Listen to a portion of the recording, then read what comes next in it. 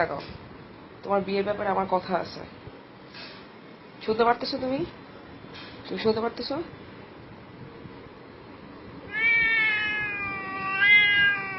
তোমাকে বিয়ে দিতে হবে, তোমার বয়স হয়েছে। কেন তুমি বিয়ে কেন করতে চাইতেছো না? তোমার পছন্দ আছে? হ্যাঁ, কে সেটা বলো। কে? ছেলে কি করে? ওর যোগ্যতা কি? রাস্তার বিড়াল? তুমি একটা রাস্তার বিড়ালের সাথে প্রেম করতেছো? আমি তো রাজি না।